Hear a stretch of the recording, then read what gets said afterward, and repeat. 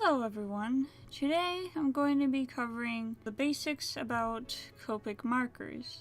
Like what they are, what they can do, and how you can get your hands on them. As well as, the pros and cons of them, and why you should get them, why you shouldn't get them. What you see in front of you, I have a few Copic markers here, just to demonstrate what they can do. And on this scrap sheet of paper here, you can see I've already done some testing. Now before I get into everything, I will say that the paper you see in front of you is just some cardstock paper that I got from Target. It's just from a grocery store, so it's probably not anything special or anything, but I think it still got a good result on this paper, so I'm going to be demonstrating on this sheet of paper. Now, first off, what are Copic markers? Well, they are a marker. They look like this. See, they are called Copic sketch markers, and they have the number of the color here as well as on each of the caps.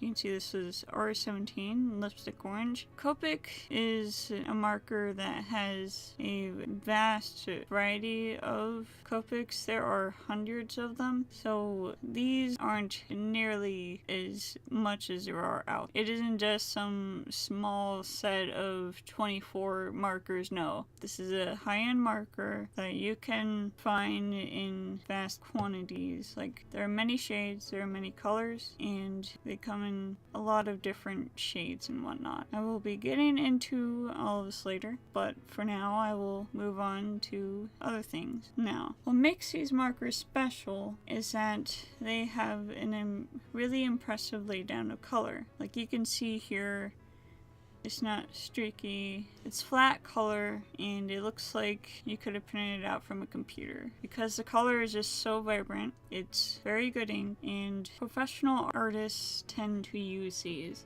Now, as far as to why, among other reasons that artists use these, they have a brush tip. They're just like paintbrushes. Now, many of the markers that you commonly see, they will often have bullet nibs like these. What a brush tip is it's just like a paintbrush. You can get many artistic strokes. Like, I'll do a demonstration here. Flick, you get that nice stroke. You can do many different ones.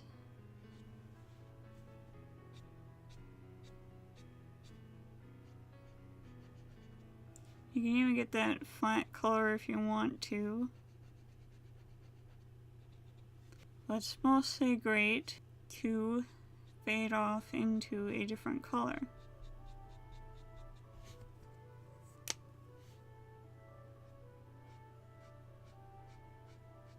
See how that red goes right into this orange.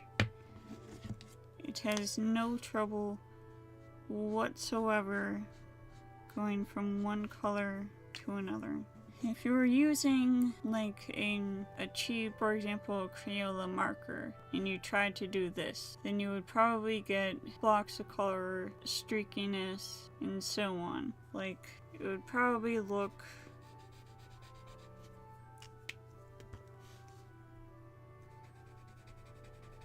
like this. You don't want that when you're wanting to make good art, unless you specifically want that kind of effect, like if you're getting blocks of color. But these can do a natural blend that many cheaper brands have a problem doing. However, these are expensive markers, I will say that now. They aren't as common to come by. You have to go to different stores, different specific stores in order to get them. To put things in perspective, I would say commonly are sold for $5 to $8 each, not including tax. So these aren't your common marker. So if you're looking to find these extremely cheap, you're going to have a hard time doing so. So just be warned, these aren't cheap, these are high-end markers. However, I will still recommend these because of what they can do. So let me get this out of the way, this sheet here. Okay, Okay, so instead of, just going with a script that is off screen and you guys won't be able to see anything in the camera, I decided to do the fun route and actually make a book about the subject. It's all handwritten, and I do have some illustrations here and there, so I hope it'll be fun to look at while I, read it aloud to you. And you don't have to read along with me, you can just listen wherever you are, and I will try to explain the topics as best as I can. I call this the Guide to Copic Markers. Now, this current subject is just on the basics of Copic Markers, so it won't go into the advanced topics yet. I try to go over all you need to know from the get-go, like what they are, what they're made of, how they'll interact against paper, what to expect, and how to tell them apart, and so on and so forth. So I hope you'll enjoy, and I'll get to the first chapter here. So, Copic Markers, the basics. The first thing you need to know is that they are alcohol-based markers. The ink is alcohol-based, which means that certain alcohol markers will have that smell similar to alcohol, but with Copics, I find that they don't really have that kind of smell. So you won't, if you're sensitive to smells and whatnot, then you won't have to worry about them with markers like these. They are not water-based ink, and to tell the difference between water-based ink and alcohol-based ink, Crayola is commonly water-based. Like, they have a washable tipped base marker, so if you've ever used those, then that's a water-based marker. These are alcohol-based, and I call them, shorten them to ABI here, but I'll probably just stick with calling them alcohol-based ink throughout the book. So alcohol-based ink has a unique property to have less streakiness as long as the ink is still quote-unquote wet and not dry. So, in other words, you have to work fast, so as soon as you lay down one color, you'll have to lay down the other color. You can't just wait a few minutes and then go back to it. It won't have the effects that you're wanting. And it lays down flat color, like you just saw me demonstrate. So it's not watery, it's not going to have those splotches that you see in, say, watercolor paintings. This is for a purely different purpose, and that is to, cover a wide area with solid color. So you won't have, lots of white areas or light areas, darker areas, so on and so forth, unless it's intentional. So you, for the most part, have most, if not all, control of what you're laying down. But in color can be easy or hard depending on what you wish to do and what techniques that you use. Now, I might be coming across as saying that these are the best things ever, and I truly think they are. I really do love them, but let's have it not be said that these don't have its cons. They do. Just like everything, they aren't perfect, so I will go through the cons now. Once it is laid down upon a page, it is difficult, if not impossible, to remove. As a result, mistakes are very difficult to fix without certain tools. Most of the time, they must be covered up with other mediums, like paint or colored pencils. I believe through 99% of papers, they render most sketchbooks usable with only one side. So just to show you on that scrap piece we had, this is the back.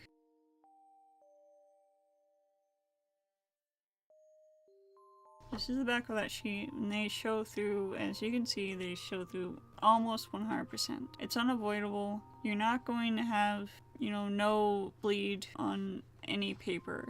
It's just going to happen. It's inevitable. So just keep that in mind. So they're not very light fast. They will fade with light. And what that means is that if you leave it sitting out in the sun for a long period of time, then the color is going to gradually change. I will leave a picture on the screen here just to demonstrate, but they won't stay the same all the time if you don't protect it in some way. So you have to be careful. You can't be careless with your artwork. You can't just leave it anywhere. So keep that in mind. Some markers are better with this than others, but certain colors like violet, for instance, they might turn pink, or they might, turn a lighter color. etc., etc. Now, another con is that the ink is often strong enough to smear pen inks. So, say if I were to take my trusty pen here, and I were to make a line, then that Copic marker could smear that line. So you would either have to wait for that pen ink to dry, or you would have to,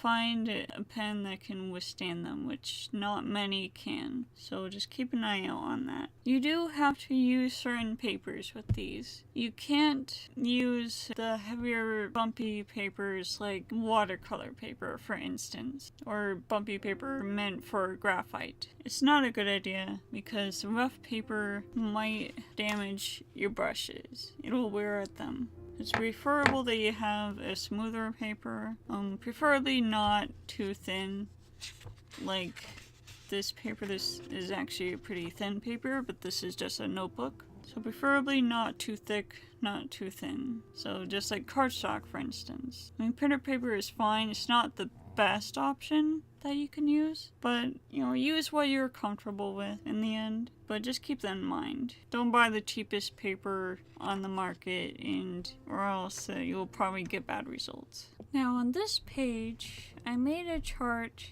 showing the basic look of a Copic marker, and I break down, how to recognize the marker, what it looks like, and what to look out for. You can see what kind of tips it has on either end. You can see it has a brush tip on this end and a chisel nib on the other end. I could also very well show you guys like the real marker here, but I decided to do my own sketch, so I hope both will be helpful to you in some way. You can see that I didn't fully color the image. I just kind of did cross-hatching shading there so that you could tell certain features apart. It's not 100% accurate, obviously. I didn't trace an image or anything, so it's just a rough sketch, but I hope it will be helpful. But anyways, some things to know about this chart that I made. You can see that on the brush end side, this side is darker than this side. This is the same color as the barrel here. And you can see when you put the caps on, you're still able to see this gray stripe here. This is to indicate which side the brush tip is on. So you can easily find it when you're, say, grabbing from a whole group of markers, for instance. And here they go. This side is the brush side. So you'll be able to quickly distinguish between them. Okay, now let me zoom in on the details here so you can see better. Okay, so Copic marker, basic dissection. You can see this is the brush nib. It's a decent size as far as alcohol markers go. They do not spray or split strands, so you can see when it bends against the surface, it keeps its general shape. It doesn't spread out into many parts like a paintbrush does. You can see that it's one solid marker. Okay, you can see here that they have symbols on the other side. You can see with a real marker here, that symbol there also indicates that this is the brush side.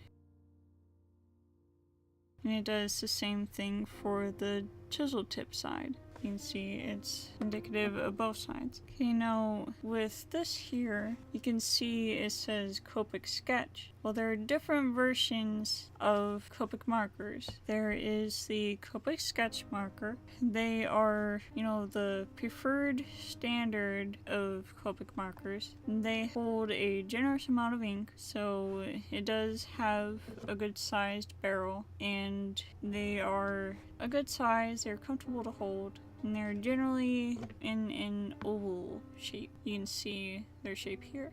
There are also the Copic Chows, which they are a bit smaller than the Copic Sketch. They have a circular barrel, so they're more of a cylinder shape, and they hold less ink than the Copic Sketch. But another edge they have over the Sketch is that they are cheaper than the Copic Sketch by a little bit. So a lot of people prefer to get the Copic Chows instead of the Copic Sketch that you see here because they are cheaper. However, the Copic Chows have less markers in their lineup. Copic Sketch has 300 and something Copic Sketches, and the Copic Chows have about half that number. So you won't have as many variety in that type, but it's still a viable option. Now there is also the Copic Originals, which they do not have a brush tip at all. They are cheaper than the Copic Sketch and the Copic Chow. So that is also an option if you just want to get into alcohol markers but don't want to invest the money in the Copic Sketch markers or the Copic Chow. The Copic markers also tend to have the number of the marker here. If you can't read that there, then that is N5. This is a neutral gray marker, typically in that placement under the name of the marker. You can also see the chisel nib down here. It looks like this. It's in a bit of a wedge shape, three-dimensional, so it doesn't come to like a thin edge there. I know it's a bit dark, so it's hard to see. Let's grab a lighter color. It'd probably be easier to see that way. Got it? And of course, this is known as the barrel of the marker, and that's where the ink is stored. Now the chisel tip also has a fun function to it, where if you want to refill your marker, for example, you see how it's round at the end here? Well, there is a gap there where you can put more ink in if you were to refill the marker. So yes, it can be refilled, and yes, that is how you would go about doing so. Okay, now expensive versus cheap markers. The reason why brands like Copics are more expensive is for various reasons. The quality of the ink, refillability, the high quality of nibs and tips, the bendability, the wide selection for a collection, notoriety and reliability, professional and difficult to damage barrel and caps. It will last you for a good number of time. The Copic themselves has said that the ink has a good shelf life of at least 2 years, so you will be assured that you will be getting your money's worth. I've personally had some of my markers for at least 2 years now, and they're still going strong. They also have airtight caps, so as soon as you open and close them, it is airtight. No air will get in, your ink will not dry out if you just let it sit there. And contrary to popular belief, if you sit them vertically or horizontally, it doesn't matter. The ink won't sit to one side. The Copic brand has said it themselves. So you won't have to worry about how you store them. Just pick whatever you're comfortable with. The ink quality isn't often an issue with alcohol-based markers, and that is as far as the color output. Now with some cheaper brands of alcohol markers, you will still have strong color. It'll still appear very bold on the page, and for some people that is all they need a marker to do. Some people don't need the colors to blend together to last a very long time. However, there are drawbacks to cheaper markers besides their ability to have a high color output, to have a vibrant color output.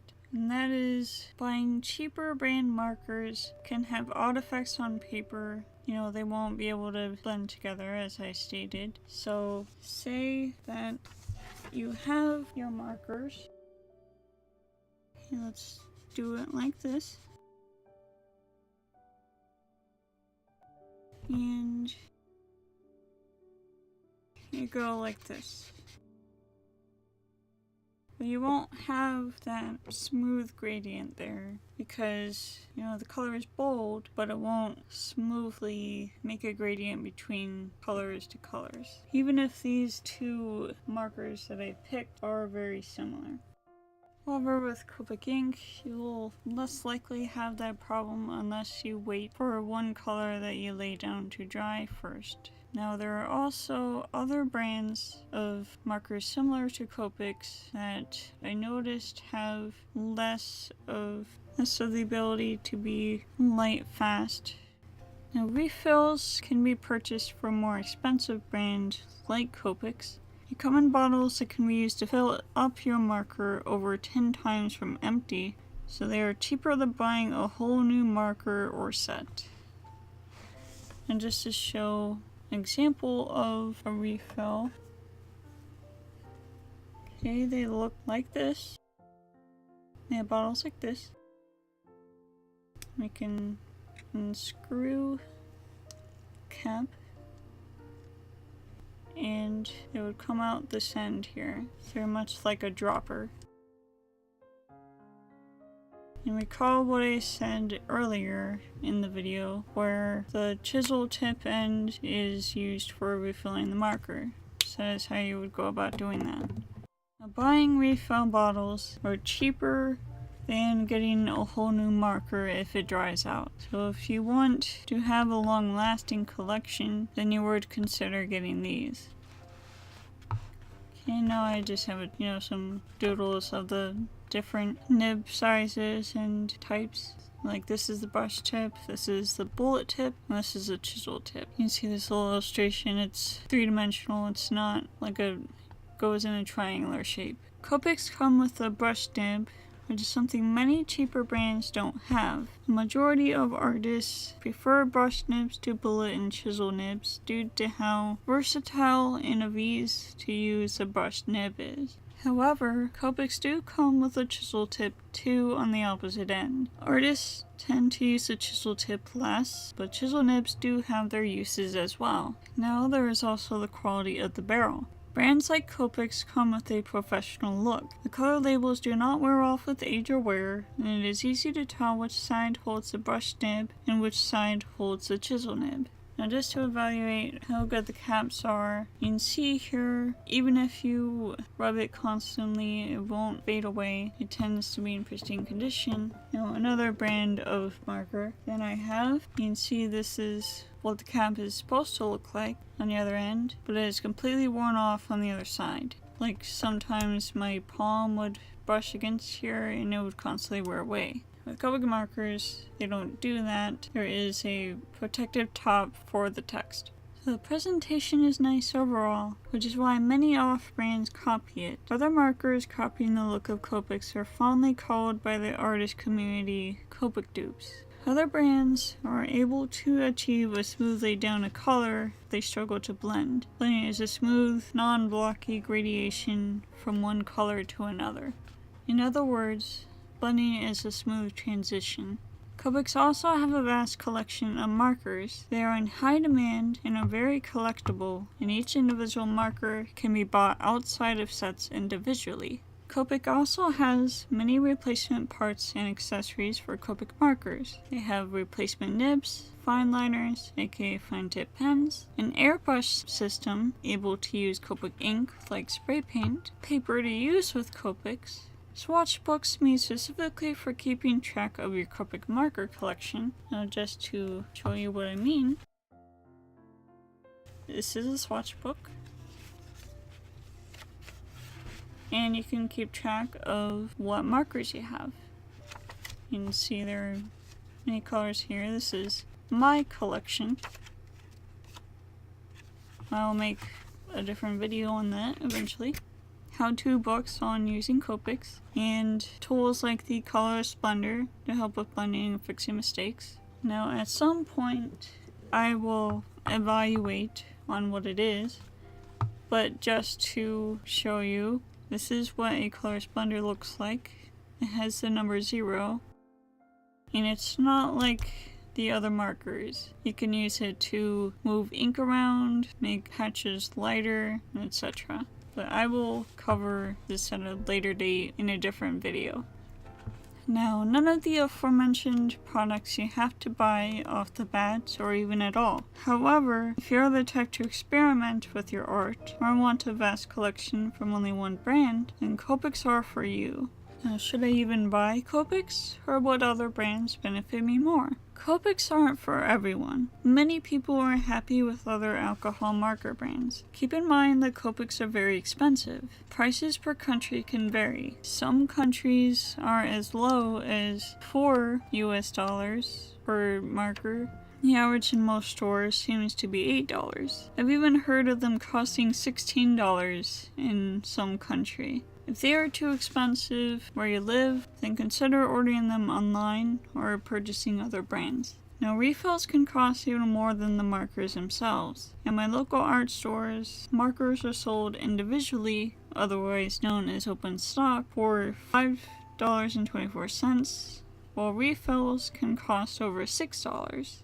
The list price for markers is $7.99, and for refills it is $8.99. Of course, all these prices apply to sketch markers, so they do not apply to the Chow or the Copic originals. Now, some people don't like Copics for small reasons. Some complain that they have dots in the ink on all, if not most, papers. So, I'll show an image of what I mean. There are small dots that you can see show up. It's not a super major thing in my opinion. Like, I personally don't mind how it looks on the paper, but other people are bothered by that, and it might bother you too. But many people don't mind it, so don't let that sway your opinion.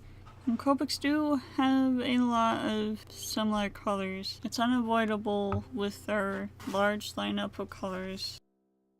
Like, for example, you can see these two colors very similar. They're also, similar to these. It's unavoidable with a brand like this. There are going to be some similar looking colors. Again, that doesn't bother me. I could just buy other colors or not buy the similar ones. But you will have to have that watchful eye to make sure that they aren't too similar to what you have in your collection.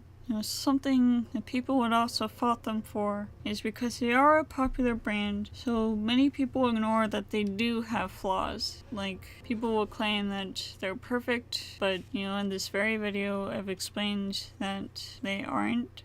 They do have cons to them, but I think their pros vastly outweigh their cons, for me personally. Copics aren't necessarily better than other brands. I use a Prismacolor set of cool grays, and I have no desire to replace them with Copics, because Copic also has their own set of whole gray markers. But I find that the Prismacolor version is just as good, and I feel no need to replace them. But you don't need to have a Copic version for everything. You could be happy with a cheaper brand, so keep that in mind. I also have a set of Touch New warm grays, and only 3 warm grays from Copic, since I already have the Touch New versions. It's all based on personal preference.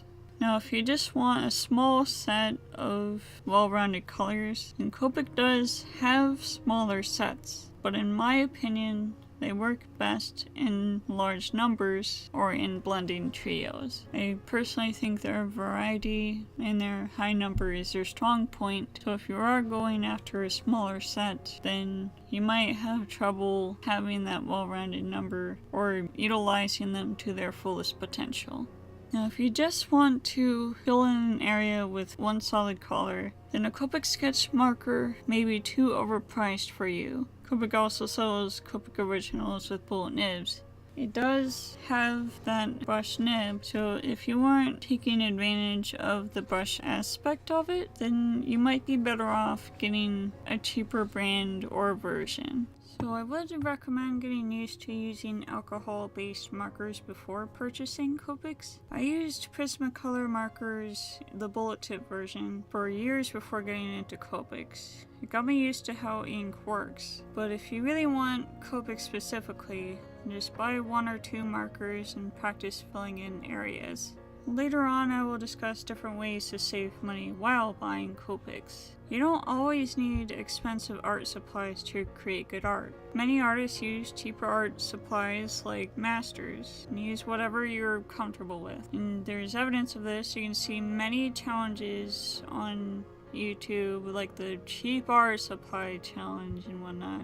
being more expensive does not mean that you're going to produce better art. I mean, you still need that experience, you still need to work your way up to the more expensive stuff, but the most expensive supplies aren't always the best ones. There is such a thing as overpriced art supplies. Now, I'm not saying that, Copic markers aren't worth their price. I'm not going to be the one to say that. I think it is a proper price for such a nice product.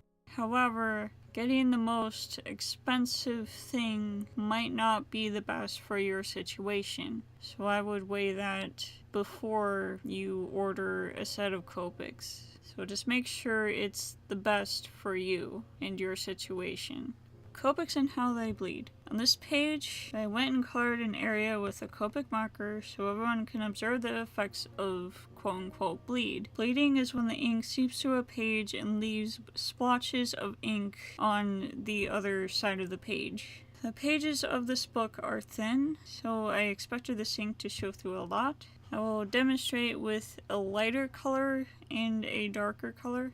A dark blue and a light orange. I will also scrub each color with a colorless blender. I will discuss more details on the colorless blender as well as what it is later. So you can see down here. Okay, so this is my darker blue. It is B28 royal blue, and I just, color in a rectangle like normal. And on the second one, I use the colorless blender to smear the ink on the page a little. And on this other side, you can see I use a light orange, a Y35 maize, and again I smear a bit with the colorless blender. You can see the effects here. This is the next page. You can clearly see the marker on the other side, so just be wary of that when you draw on one page. This will happen on most papers. It is unavoidable for it to leak onto the other side of your page.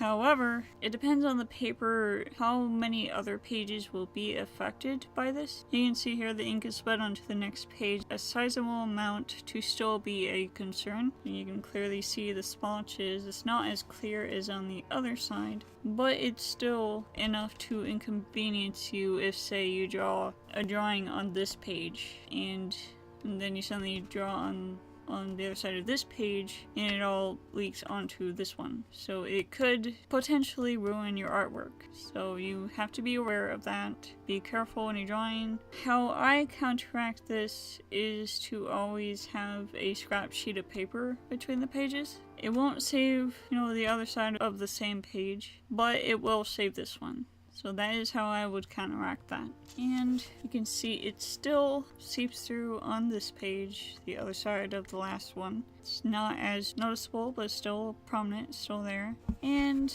last but not least, it's difficult to catch on camera, but you can see there's a little bit of dotting here and there. It can seep through a good number of pages if you aren't careful. Telling Copics apart from other brands. Online, there is a situation where other alcohol marker brands like to mimic the look of Copic markers. You can see here I did an illustration. There is a brand called Fine Color, and they look pretty identical to how a Copic sketch would look like. There are, some small differences, so you could, if you're paying attention, and you could clearly see the difference between them. However, there are some things to look out for, because sometimes they use Copic tags instead of alcohol marker tags, and that can throw an inexperienced buyer off. So you have to buy from a reliable source. So that will probably help you mitigate that, like Amazon or certain stores like Hobby Lobby or Michael's or somewhere. They may not duplicate the Copic logo, but they do still sport the signature white body and colored caps. That is the main thing that they mimic, and sometimes it's enough to get people to accidentally buy their product. There are many brands that falsely advertise, so try not to use unreliable sites too, as I said. be careful with that. Just pay attention, look at the labels, look at the images. If they have a bullet nib, probably a red flag unless you're getting the Copic original, as I said earlier. Not all Copic dupes are bad though. Blick Studio is a positively reviewed quote-unquote Copic dupe, and many others like Touch Markers and so on. Let me bring out here. Okay, this is a Blick Studio marker, just for example. You know, there's a signature white body color cap. You know, you get the drill. But many people like these as a cheaper alternative. You do the brush in. So you shouldn't completely roll out other brands besides Copic Markers. Now, Touch New markers, these are clearly, you know, a duplicate of a brand called Touch Markers, which I do not have an example on hand of a touch marker, but you can see they still look similar to a Copic marker.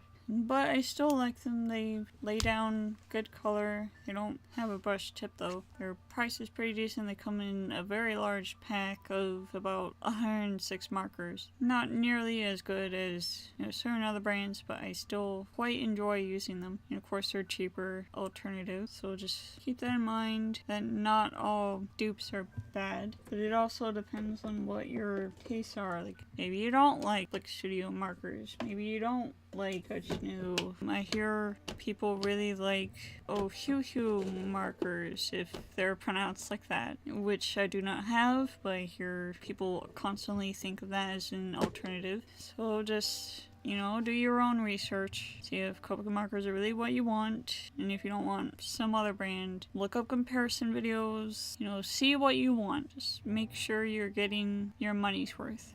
And, you know, always be suspicious of cheap quote-unquote Copics and claims of new and unused. They could be false advertisements or in actuality a different brand in disguise, so be careful for that. Okay, now I'm going to finish off here with, you know, a summary of what I've told you today. Copic markers are an expensive alcohol-based brand that is very popular in the art community. It has its cons, such as bleeding through paper, having dots in the ink, and of course, there are often outrageous prices. However, Copics are fantastic products, able to produce beautiful results due to their versatility and capability to blend. Their high quality is definitely assured. Do I recommend this product? Yes, I most certainly do, but make sure you get the best price for them and that you're getting what you want. Okay, that is going to be all today. I only went over the basics for Copic. I actually have a lot more in store in the future, so I hope you will stay tuned for more, and I will go over more advanced topics, like where to buy Copic markers specifically, how to get the best bang for your buck. Like, what do these numbers mean? They actually have a reason and a categorization. And certain, you know, basic techniques you can use with Copic markers. How you can use them with other brands if you have any. I will cover many topics in the future. If you're interested in any of the topics I've just listed, then please subscribe and follow me for more videos, because I will be uploading topics, especially if I get support for this little series, because I want to help you guys out, and I see lots of people are still confused on what Copics are, what they're capable of, should they buy them, where to buy them. So I just want to help everyone. Please follow me for more, and see you in the next one.